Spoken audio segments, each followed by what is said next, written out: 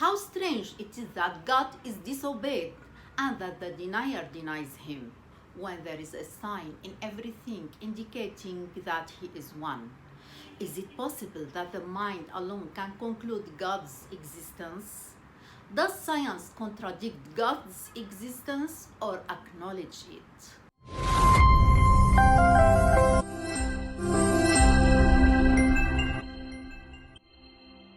Assalamu alaikum, ladies and gentlemen. Welcome to a new episode of our program. This is my creed. In the previous episode, we talked about the belief in the existence of God Almighty and the rational evidence that indicates His existence. We also explained that the Quran dialogued with the non-believers and established an argument for Allah's existence using two pieces of evidence. The first piece of evidence is the creation, as in looking into the great universe and contemplating its existence after it was nothing. We talked about this in details in the previous episode. In this episode, we will talk about the second piece of evidence, which is the perfection, nurture, and management of the universe. That is to contemplate the precise laws and order that govern the universe. That is evidence of the existence of God who manages, nurtures, and organizes the universe. God Almighty used this rational evidence to alert people to His existence, greatness, and ability to create. He said in the Holy Quran, "The sun travels for its fixed term." That is the design of the Almighty All-Knowing. As for the moon, we have ordained precise phases for it until it ends up like an old curved palm stalk. It is not for the sun to catch up with the moon, nor does the night outturn the day. Each is traveling in an orbit of their own. Science today confirms that there are millions of galaxies in this universe, and each of these galaxies contains billions of stars and planets. Each one of those billions of celestial objects travels in a specific orbit at tremendous speed and does not deviate, stop, slow down, or speed up. If one contemplates these facts, he or she can only say, "Glory be to the great Creator." The speed of light is about 300,000 kilometers per second. Yet there are stars whose light has not yet reached us. The sun consumes 3.6 million tons of energy every second. Where does this energy come from over thousands of years? Indeed, glory be to the great Creator, the Almighty and wise. God says, "As there are signs within yourselves, can you not see?" If a person contemplates his brain cells, which are about 86 billion, and his circulatory system, which are about 600,000 kilometers long, which is twice the distance between the Earth and the Moon, and if contemplates his body's 700 muscles, and if he contemplates the speed of the nervous impulse and mechanism of salivary gland secretion in his mouth, and the function of his kidneys, and the way he transformed from a trivial sperm into a creature that controls the forces of universe and nature. If he contemplates all of this, he will prostrate humbly and say, "Glory be to the great Creator." Science leads to faith.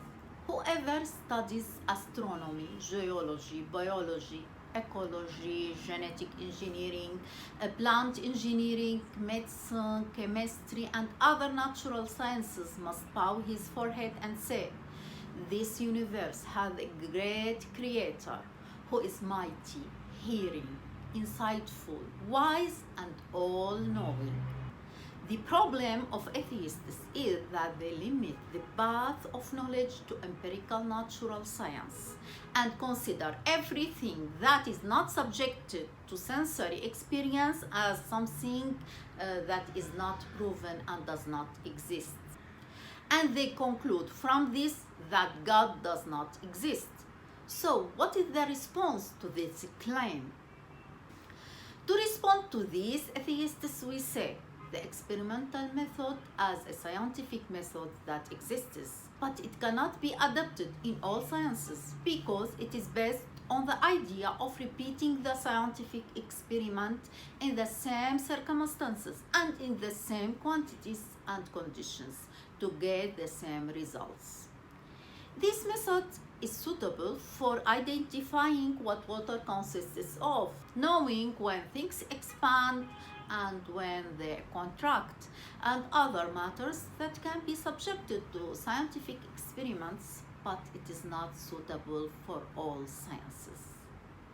So, this method is not suitable for astronomy, for example, because it uses observation, but it is not able to subject its research target to experiment. Astronomy cannot know with certainty how creation began, nor how it will end, nor know the number of galaxies in the sky and many other things, because they are all matters that are not subject to the experimental method. The humanities sciences are not subject to the experimental method as well, because they are related to the human being and his or her feelings and behavior, and it is a subject that is difficult to control, repeat in the same circumstances. And it is a subject that is difficult to control and repeat in the same circumstances. One of the things that science has not been able to submit to this method until today is knowing the truth about the human mind, his spirit, and his will. Dawkins, who is a prominent atheist and claims that experimental method alone is the way to knowledge, says science has no way to disprove the existence of a higher being. Therefore, atheists acknowledge that their scientific method cannot disprove the existence of God and are satisfied that it doesn't prove the existence of God, and therefore they deny his existence. They ignore that proving the existence of God Almighty cannot be subject to their experimental method. To sum up, the search for the existence of God Almighty does not fall with the methodology of empirical science, because it does not fall within the tangibles and visuals. Rather, the search for existence of God Almighty is through reflection, meditation, and deep contemplation in this great universe that was created in an amazing way that anyone with a contemplating mind will appreciate. Here is an important point I want to stress. The mind can reach certainty in the existence of God Almighty through this inferential approach that we mentioned, but it cannot comprehend the essence of God Almighty, nor can imagine it, because the human mind is unable to comprehend the sublime essence. For that reason, it has been said that however you imagine God is like, God is not. That is why the Prophet, peace and blessings of God upon him, said, think about God's blessings, in other words, his blessings and his creatures, and don't think about God's essence. Ladies and gentlemen, this was our episode for today. See you in the next episode. Allah willing. Assalamu alaikum wa rahmatullahi wa barakatuh.